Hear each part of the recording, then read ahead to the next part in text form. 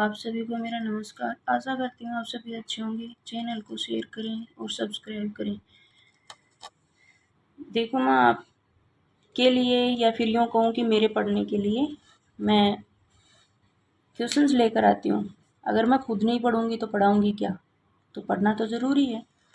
तो प्लीज़, जब मैं पहले कुछ सीखूँगी तभी तो सिखा पाऊँगी। तो मेरे साथ साथ आप भी पढ़ सकते हैं और चैनल को शेयर करें और सब्सक्राइब करें। हो सकता है ये बुक आपके पास हो, पर ऑडियो से जल्दी याद होता है। मैंने 6 दिन ऑडियो सुना था ये इसी बुक का, और 6 दिन में मैंने पीएचडी का एंट्रेंस क्लियर किया था। प्लीज़ चैनल को शेयर करें और सब्सक्राइब करें, और इस बात को ध्यान में रखें कि ऑडियो से भी हम समझ सकते हैं और सुन सकते हैं। कुपी टोपी नीर पापड़ किस भाषा परिवार से हिंदी के अंतर्गत शब्द है? द्रविड़ भाषा परिवार के अंतर्गत। कुपी टोपी नीर पापड़ द्रविड़ भाषा परिवार से हिंदी के में आगत शब्द है। इस भाषा परिवार के अंतर्गत तमिल, तेलुगु, कन्नड़ और मलयालम आदि भाषाएं आती हैं। इनमें से तमिल सबसे पुरानी और उससे शास्त्रीय भाषा माना जाता है। राष्ट्र प्रचार समिति वर्धा के संस्थापक कौन थे? कौन थे सबसे पहले? महात्मा गांधी थे। राष्ट्रभाषा प्रचार समिति वर्धा के संस्थापक महात्मा गांधी थे। सन 1936 में इसकी स्थापना हुई। महात्मा गांधी किसके संस्थापक थे? राष्ट्रभाषा प्रचार समिति के। हिंदी को राष्ट्रभाषा के रूप में स्थापित करना तथा देश विदेश में हिंदी का प्रचार प्रसार करना ही इस संस्था का प्रमुख उद्देश्य था। हिंदी भाषा लिपि में लिखी जाती है देवनागरी। हिंदी भाषा देवनागरी लिपि में लिखी जाती है। ब्राह्मी उत्तरी शैली से 4-5वीं सदी में गुप्त लिपि तथा 6ठी सदी में कुटिल लिपि विकसित हुई।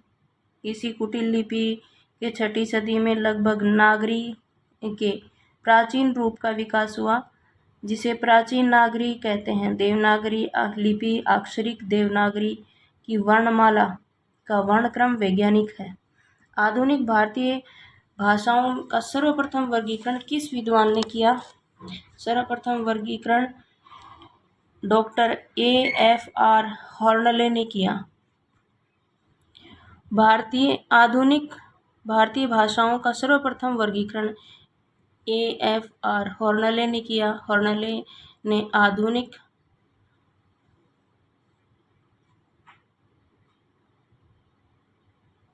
भारतीय आर्य भाषाओं के 4 वर्गों में विभक्त किया, जो निम्नलिखित हैं। पूर्वी गौड़ियन, पूर्वी हिंदी, बंगला, असमी, उड़िया।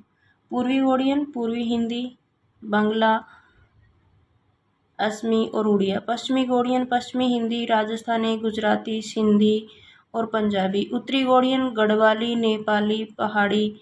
दक्षिणी गौड़ियन, मराठी। डॉक्टर हॉर्नले के अनुसार जो आर्य मध्य प्रदेश तथा अथवा केंद्र में थे, भीतरी आर्य कहलाए। जो चारों ओर फैले हुए थे, बाहरी आर्य कहलाए। मध्यकाल में फारसी, अरबी, तुर्की, पश्तो भी से कौन सी ध्वनियाँ हिंदी में आ मिली हैं? क, ख, ग और ज और फ। सबके नीचे जो बिंदी वाला है ना, वो सब। मध्यकाल में फारसी, अरबी, तुर्की, पश्तो भी से क, ख, ग, ज और फ ध्वनियाँ हिंदी में आ मिली हैं। अन्य विकल्प त्रुटिपूर्ण है। नीचे भाषा की 4 विशेषताएं दी गई हैं। इनमें से जो एक गलत विशेषता है उसे चुनिए। भाषा पैतृक संपत्ति होती है। यह विशेषता गलत है। भाषा गाहों एवं विचारों के संप्रेषण का माध्यम होती है। प्रत्येक भाषा में निम्नलिखित विशेषताएं पाई जाती हैं। भाषा एक सामाजिक संपत्ति होती है। भाषा पैतृक संपत्ति नहीं होती है। भाषा परिवर्तनशील होती है, उसका स्वरूप सदैव एक सा नहीं रहता है। भाषा परंपरागत होती है, भाषा का प्रवाह अविच्छिन्न और नैसर्गिक होता है। भाषा प्रथम अनुकरण से सीखी जाती है। भाषा सार्वजनिक संपत्ति तथा भाव संप्रेषण का सर्वोत्तम साधन होती है। भाषा की प्रवृत्ति कठिन से सरल की ओर होती है। प्रत्येक भाषा की भौगोलिक ऐतिहासिक सीमाएं होती हैं। टकसाली भाषा कहते हैं। टकसाली भाषा किसे कहते हैं? संस्कृति निष्ठ भाषा को टकसाली भाषा कहते हैं। देवनागरी लिपि का सर्वप्रथम प्रयोग किस राज्य में हुआ? किस राज्य में हुआ? गुजरात में हुआ। देवनागरी लिपि का सर्वप्रथम प्रयोग गुजरात राज्य में हुआ माना जाता है। सर्वप्रथम प्रयोग गुजरात राज्य के राजा जयभट्ट ने 7वीं-8वीं शताब्दी के एक शिलालेख में मिलता है। उत्तर प्रदेश सरकार द्वारा गठित लिपि सुधार परिषद की 28-29 नवंबर 1953 को बैठक की अध्यक्षता की थी। तत्कालीन उपराष्ट्रपति डॉक्टर सर्वपल्ली राधाकृष्णन ने उत्तर प्रदेश सरकार द्वारा गठित लिपि सुधार परिषद की 28-29 नवंबर 1953 को बैठक की अध्यक्षता तत्कालीन उपराष्ट्रपति डॉक्टर सर्वपल्ली राधाकृष्णन ने की थी। हिंदी शब्दानुशासन ग्रंथ के रचनाकार हैं। हिंदी शब्दानुशासन ग्रंथ के रचनाकार किशोरीदास वाजपेयी हैं। हिंदी शब्दानुशासन 1957 ग्रंथ के रचनाकार किशोरीदास वाजपेयी हैं। 1920 में कामता प्रसाद गुरु का हिंदी व्याकरण नागरी प्रचारणी सभा काशी द्वारा प्रकाशित हुआ है। पंडित किशोरीदास वाजपेयी कृत हिंदी शब्दानुशासन भाषा विज्ञान से संकलित हिंदी का व्याकरण ब्रजभाषा का व्याकरण 1943 स्वतंत्र राष्ट्रभाषा का प्रथम व्याकरण 1949 वाजपेयी जी के अन्य व्याकरण ग्रंथ हेमचंद्र का शब्दानुशासन व्याकरण की रचना। इसी को रिपीट करते हैं। हिंदी शब्दानुशासन 1957 ग्रंथ के रचनाकार किशोरीदास वाजपेयी हैं। 1920 में कामता प्रसाद गुरु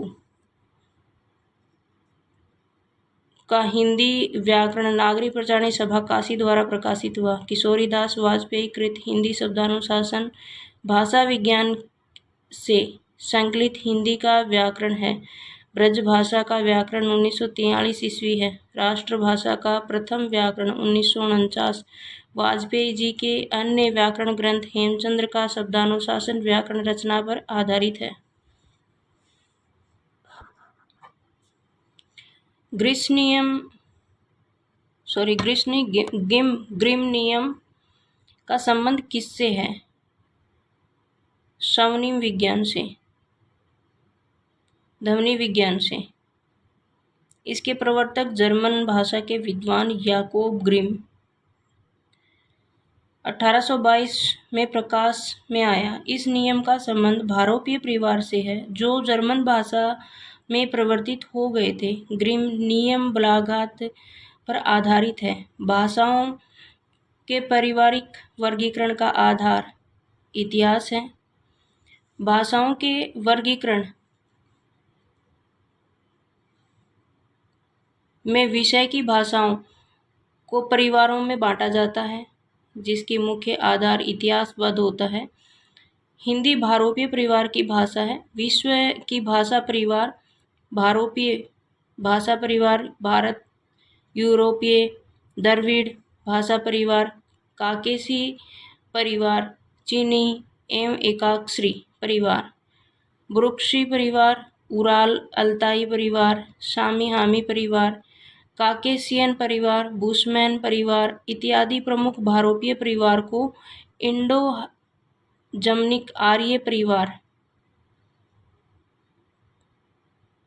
भारत हिती परिवार के नाम से भी जाना जाता है। हरियाणवी या बांगरू की बोली किस अपभ्रंश में विकसित हुई है? किस अपभ्रंश में विकसित हुई है? पश्चिमोत्तर अपभ्रंश में, पश्चिमोत्तर शोरसेनी अपभ्रंश में। हरियाणवी या बांगरू पश्चिमी हिंदी उपभाषा की प्रमुख बोली है जिसका विकास पश्चिमोत्तर शोरसेनी अपभ्रंश से हुआ है। यह बोली हरियाणा तथा दिल्ली के देहाती क्षेत्रों में बोली जाती है।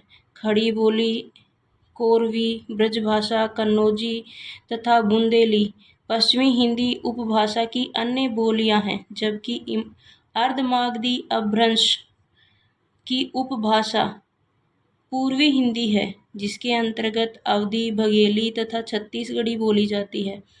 मागधी अपभ्रंश की उपभाषा बिहारी हिंदी है, जिसकी बोली भोजपुरी, मगही तथा मैथिली है। ग्वालियर की बोली है, ग्वालियर की बोली बुंदेली है, ग्वालियर की बोली बुंदेली है। इसके अलावा यह बोली उत्तर प्रदेश के झांसी, उराई, जालौन, हमीरपुर, बांदा तथा मध्य प्रदेश के में ओरछा, पन्ना, दतिया, चरखारी, सागर, टीकमगढ़, दामोह, सिवनी, छिंदवाड़ा, बालाघाट तथा भोपाल में बोली जाती है। हिंदी खड़ी बोली किस अपभ्रंश से विकसित हुई है? किस अपभ्रंश से विकसित हुई है? शोरसेनी अपभ्रंश से। हिंदी खड़ी बोली शोरसेनी अपभ्रंश से विकसित हुई है। इसके अंतर्गत 5 बोलियां आती हैं: कोरवी खड़ी बोली, हरियाणवी, बांगरू, ब्रजभाषा, बुंदेली और कन्नौजी। चैनल को शेयर करें, सब्सक्राइब करें। धन्यवाद।